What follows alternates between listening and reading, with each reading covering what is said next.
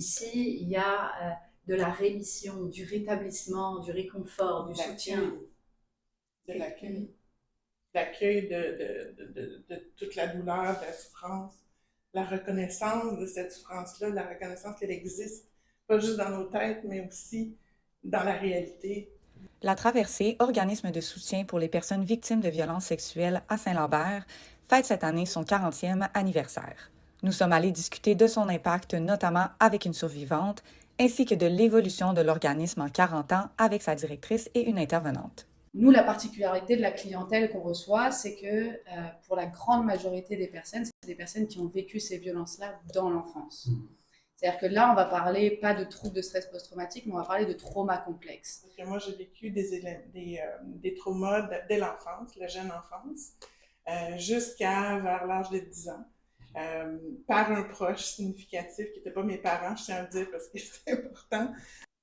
Tu sais, moi, mes parents n'ont pas cru à mon histoire. Okay. Donc, ça nourrit aussi le phénomène de dire, est-ce que c'est vraiment la réalité ou c'est pas la réalité? Heureusement, à l'âge de 26 ans, il y a quelqu'un d'autre qui a été victime de cette personne-là, que j'ai rencontré par hasard. Okay. Et puis, on s'est rendu compte, en fait, qu'on avait le même agresseur.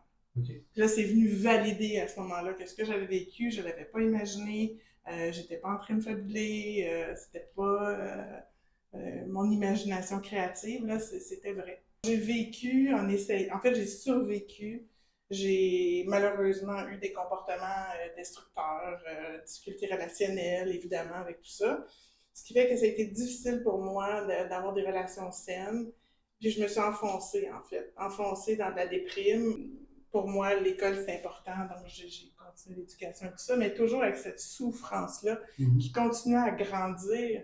À travers ça, j'ai eu 3 enfants, merveilleux, tout ça, mais c'était lourd. Ma vie, c'était lourd. Puis je suis venue à un moment donné où je me suis rendu compte que j'avais vraiment des idées noires, où j'étais en train de me dire que mes enfants seraient mieux sans moi parce que j'étais pas capable.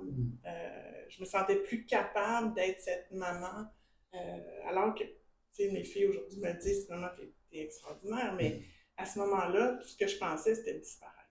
J'avais envie de disparaître. Puis je me suis dit non, c'est pas vrai. Puis j'ai fait des recherches sur Internet, je suis tombée par hasard sur l'organisme. Fait que c'est vraiment le désespoir qui m'a amenée là. Ces événements-là vont perturber le développement de l'enfant. Toute la trajectoire développementale de la personne va être teintée de ces traumas-là. C'est des traumas qui sont relationnels, on appelle ça des traumas interpersonnels. Ce qu'on voit, c'est que certaines personnes, je pense notamment à une dame ici qui a attendu 51 ans avant de dévoiler. C'est-à-dire qu'elle a fait toute sa vie maganée, abîmée, de plus en plus dégradée, j'aime le mot que tu emploies, pour finalement se dire, alors qu'elle est face à ses petites filles, c'est pas vrai que je vais leur transmettre ce traumatisme-là. Et donc venir chercher de l'aide à ce moment-là pour elle-même, pour aider sa famille, pour aider sa fille, pour aider ses petits-enfants. Plus on agit tôt, plus on répare pas seulement la personne, mais la société tout entière. C'est les gens qui sont autour. Certaines personnes pour qui c'est arrivé dans l'enfance, qui sont soumis toute leur enfance à la loi du silence, qui sont sous l'emprise de l'auteur des faits, qui leur dit qu'il ne faut surtout pas parler parce que ça pourrait briser la famille, etc. Si vous êtes construit sur cette croyance-là, même arrivé à 20 ans, 30 ans, 40 ans, vous êtes encore persuadé que vous êtes la mauvaise personne qui va mal agir si elle dévoile ce qui s'est passé. Le mouvement MeToo, ça a amené une vague de dévoilement, de dénonciation, etc. Il y a vraiment eu un mouvement social à ce moment-là. Mais il n'empêche qu'il y a d'autres personnes aussi vraiment qui toute leur vie vont rester avec ce secret-là. Puis certains même ne dévoileront jamais.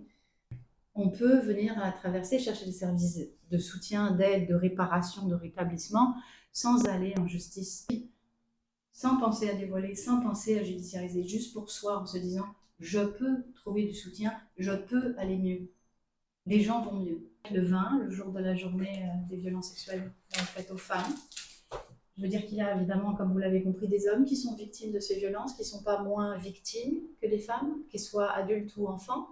Et puis surtout, ce que je veux dire, c'est qu'il y a aussi des autrices de violences sexuelles. Ce ne sont pas que des auteurs.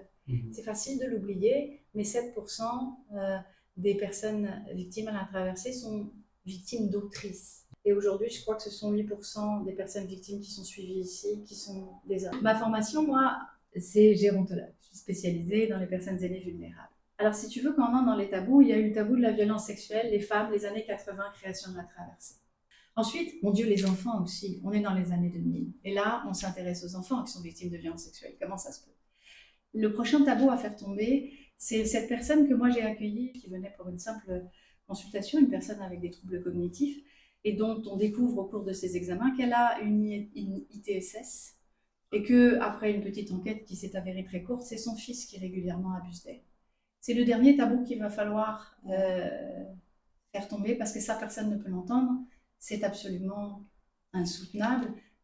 C'est exactement le même genre de violence que subissent des enfants ou des adultes, quel que soit l'âge. La plus jolie évolution des services que je vois, c'est l'intégration des services. C'est se dire qu'aujourd'hui, une personne vient ici pour recevoir des soins de santé mentale, mais qu'elle va pouvoir prendre en charge absolument tous les aspects de cette trajectoire de personne qui a vécu des violences sexuelles, mais qui est dans un processus de rétablissement. Puis, quelle qu'elle soit, et quels que soient ses désirs par rapport à ça. Et puis, évidemment, mais j'allais dire c'est par-dessus tout et dedans tout, c'est le fait qu'on accueille sans discrimination toutes les personnes.